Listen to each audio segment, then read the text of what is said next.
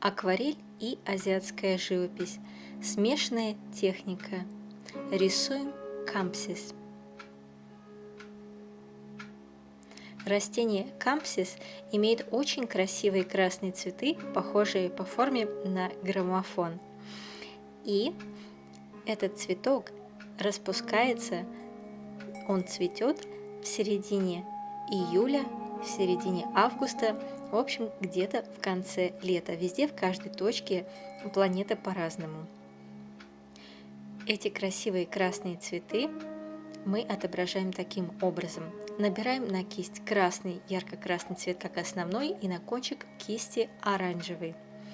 Мазок кисти. Прижимаем кисть целиком от кончика до пяточки и проводим, оставляя след. Делаем таких мазков 5, группируя их по кругу или по форме овала.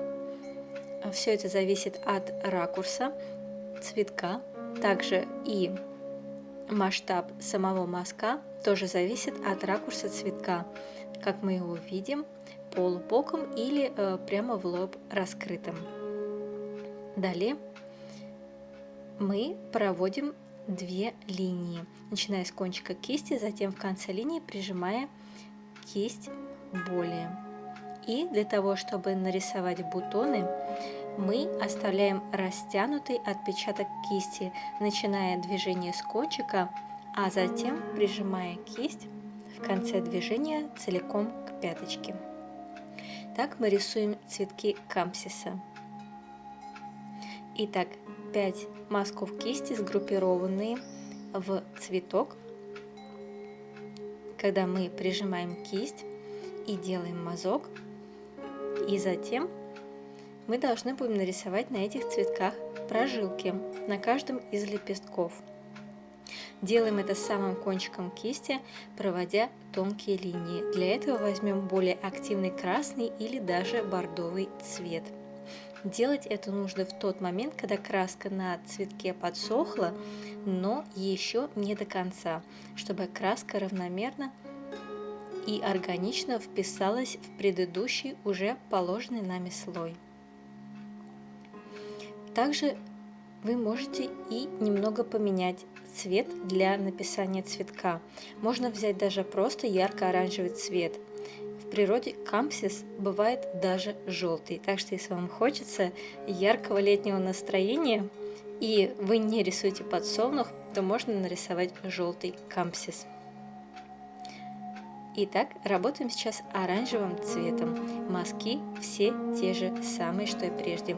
Не забываем, что бутон – это растянутый отпечаток кисти, начинается движение с кончика и затем кисть прижимается самой пяточкой.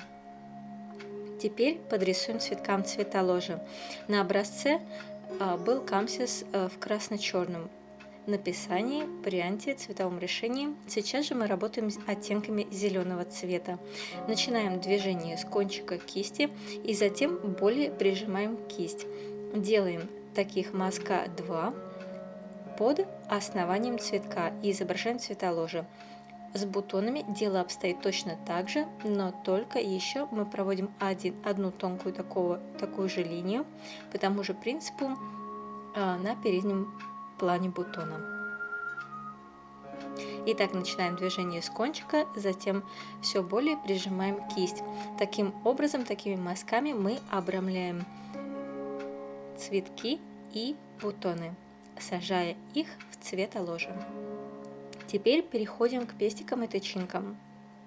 Здесь, если вы не уверены, то лучше взять малую жесткую кисть.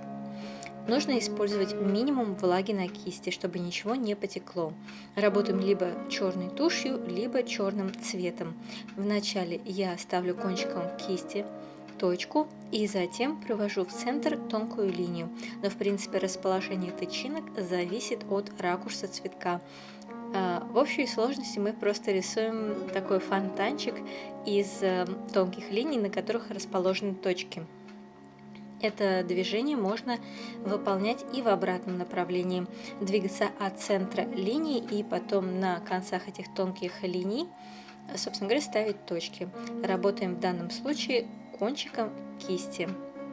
Как мы знаем, маленькие аккуратные детали делают нашу работу изящной. Теперь рисуем ветку.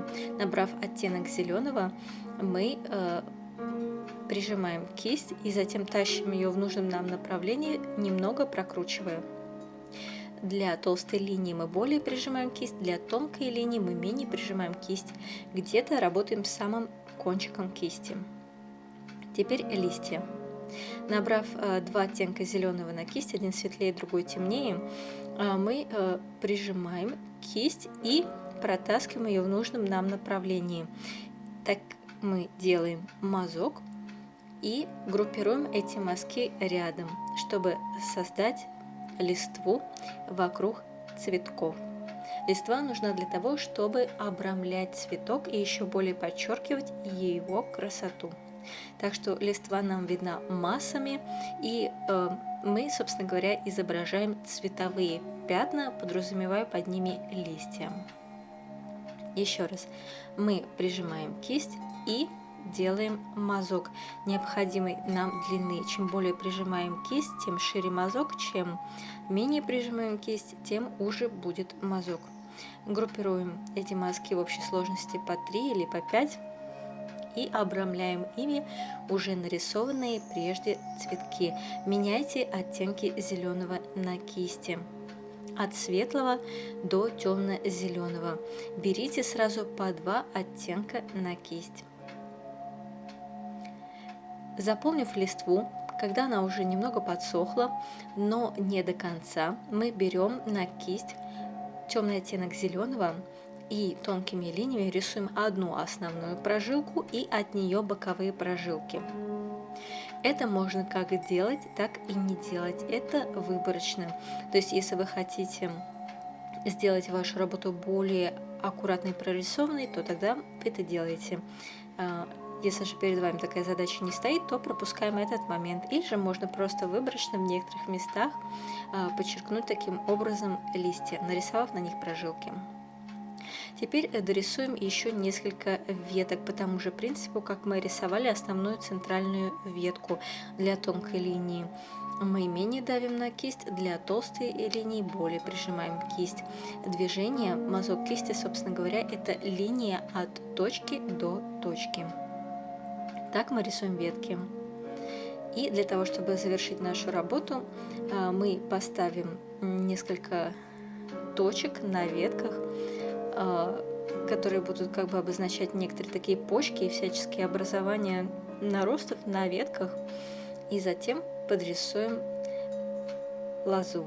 Лоза рисуется почти самым кончиком, и линия витиеватая, спиралеобразная, точнее не спиралеобразная, а похожа на серпантин. Движение лучше делать быстро и уверенно, чтобы получить красивые уверенные линии.